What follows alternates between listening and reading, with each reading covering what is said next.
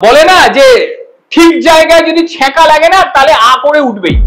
TBM সেটা চীনা বন্দরে আটকে রয়েছে, সম্পূর্ণ অর্থ মেটানোর পরেও চীন বলছে যে আমাদের সঙ্গে তো আপনাদের চুক্তি আছে, আমাদের সঙ্গে তো কোনো সমস্যা নেই, আপনারা কেন এরকম করছেন। দীর্ঘ কয়েক মাস ধরে চীন ভারতের সঙ্গে রীতিমতো বদমাইশি শুরু করেছে। মানে প্রকাশ্যে কিছু করার ক্ষমতা নেই, কিন্তু বদমাইশিটা পুরো মাত্রায় চলছে। প্রায় 2 মাস ধরে যে বিশেষ সার চীন থেকে আনা হয় সেই সার তারা এখন আর দিচ্ছে না। কেন দিচ্ছে না? কারণ কিচ্ছু বলছে না। আনুষ্ঠানিকভাবে বাণিজ্যে কোনো নিষেধাজ্ঞা চীনের সঙ্গে নেই, কাগজে কলমে সবকিছু ঠিকঠাক, কিন্তু তারা প্রয়োজনীয় যে সার এই মুহূর্তে প্রয়োজন সেটা তারা পাঠাচ্ছে না। এবং একই সঙ্গে বিরল পৃথিবীর যে এলিমেন্টস গুলো রয়েছে, যাকে বলছে রেয়ার আর্থ এলিমেন্টস, সেগুলো তারা পুরো মাত্রায় বন্ধ করে দিয়েছে। বিভিন্ন যে ট্যানেল, তাতে বোরিং করার মেশিন প্রভাবিত হচ্ছে না, বোরিং মেশিন কাজ হচ্ছে না। শীর্ষ আমদানিকারকরা বলছে যে জলে দ্রবণীয় ধীর মুক্ত মাইক্রো নিউট্রায়েন্ট যে সার, সেই সার বর্তমানে উচ্চ মূল্যের হয়ে গিয়েছে, কারণ চীনা বন্দরগুলোতে আটকে দিয়েছে প্রচুর পরিমাণে সার মূল্য দিয়ে দেওয়ার পরেও। আর এর ফলে ক্ষতিগ্রস্ত হচ্ছে ভারতের সবজি এবং উদ্যানে বিভিন্ন ফল, এবং গুরুত্বপূর্ণ কিছু ফলনের জন্য এটি ভীষণভাবে প্রয়োজন। আর ভারত এই বিশেষ সারের জন্য প্রায় 80% চীন থেকে আমদানি করে থাকে। এটা ভারতের ভুল, কারণ এটা আগে থেকেই বোঝা উচিত ছিল যে একটা দেশের উপরে বেশি নির্ভর থাকলে পরে কি হতে পারে। তেল নিয়ে ভারত শিক্ষা নিয়েছে, এবার সারেতেও ভারত অবশ্যই শিক্ষা নেবে, এটাই মনে হয়। এপ্রিল থেকে চীন ভারতে বিরল পৃথিবীর যে চুম্বক চালান, মানে রেয়ার আর্থ এলিমেন্ট, সেটা কার্যত স্থগিত করে দিয়েছে।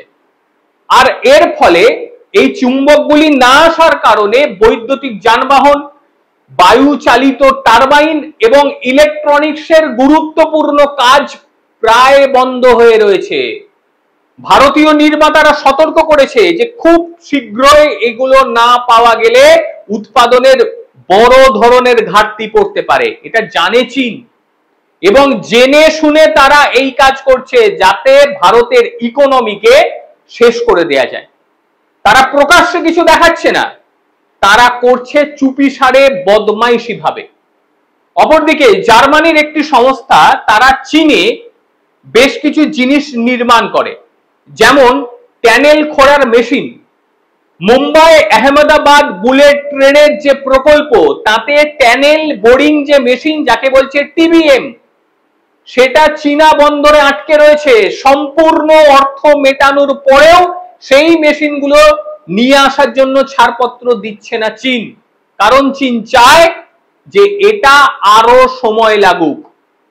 বিষয়টা ভেবে দেখুন বদমাইশিটা ঠিক কোন পর্যায়ে পৌঁছচ্ছে।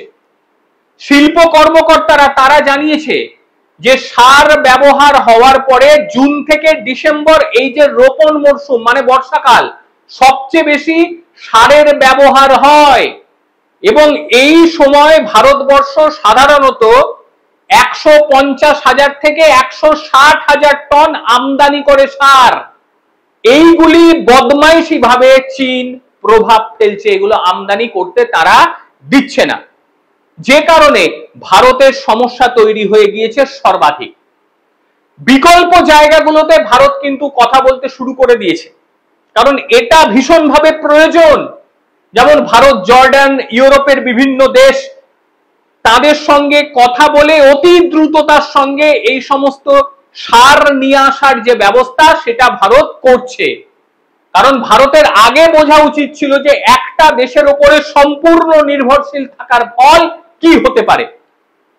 প্রভাব তো পড়বেই, হঠাৎ করে এগুলো তো হয় না। দুটো দেশের চুক্তির ব্যাপার আছে, সহিসাবুতের ব্যাপার আছে, দামের ব্যাপার আছে। এবং ভারতবর্ষ যেটা সিদ্ধান্ত নিয়েছে, যদি দাম বেড়ে যায় ওই সমস্ত দেশগুলো থেকে আনার জন্য, তাহলে কিন্তু ভারতবর্ষ কৃষকদের সাবসিডি দিয়ে তারপর সেই জিনিসগুলোকে তুলে দেবে কৃষকদের হাতে। এবার একটা মজার জিনিস হয়ে গিয়েছে। কি মজার জিনিস? মজার জিনিসটা হলো ভারতবর্ষ যখন বাইরের বিভিন্ন দেশের সঙ্গে সার নিয়ে কথা বলছে, অদ্ভুতভাবে চীন বলছে যে আমাদের সঙ্গে তো আপনাদের চুক্তি আছে, আমাদের সঙ্গে তো কোনো সমস্যা নেই, আপনারা কেন এরকম করছেন? ভাবুন কতটা নোংরামি। একদিকে সার তারা পাঠাচ্ছে না এবং অপরদিকে নোংরামি করে চিঠি লিখছে, মানে পরবর্তীতে যাতে বিশ্বকে তারা দেখাতে পারে যে ভারতবর্ষ নিজেরাই বন্ধ করে দিয়েছে, আমরা তো দিতে চাইছিলাম। এইবার বলে না যে ঠিক জায়গায় যদি ছ্যাঁকা লাগে না তাহলে আ করে উঠবেই।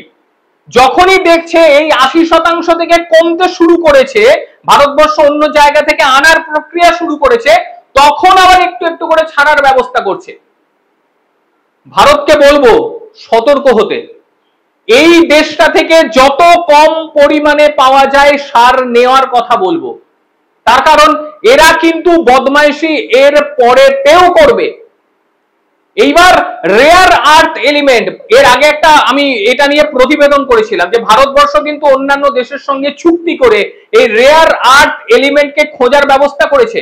ভারতেও বিভিন্ন জায়গায় রেয়ার আর্থ এলিমেন্ট আছে, সেগুলোকে বার করারও ব্যবস্থা ভারতবর্ষ নিয়ে নিয়েছে। সুতরাং এই নোংরামি আর বেশি দিন চলবে না, কারণ চীন যে বদমাইশিটা করছে সেই বদমাইশিটা মানে আধুনিক ভাষায় অত্যন্ত নোংরামি যাকে বলে, এবং নোংরামি হলে ভারতের নয় এই সিজনে সমস্যা হবে, পরের সিজনে অন্যান্য বিদেশ থেকে এগুলো আনতে তো সময়ের ব্যাপার নেই, একটু হয়তো সময় লাগলো, কিন্তু চুক্তি যদি হয়ে যায় তখন কিন্তু আর কোনো সমস্যা হবে না। তবে আশ্চর্য যেটা লাগলো যে 80% আসে শুধুমাত্র চীন থেকে, এই 80% থেকে কমানো কেন গেল না, হয়তো নজর পড়েনি। আজকের এই প্রতিবেদন আপনাদের ঠিক কিরকম লাগলো অবশ্যই জানাবেন।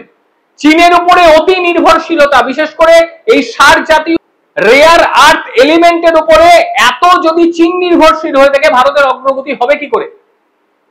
প্রতি পদক্ষেপে বদমাইশি।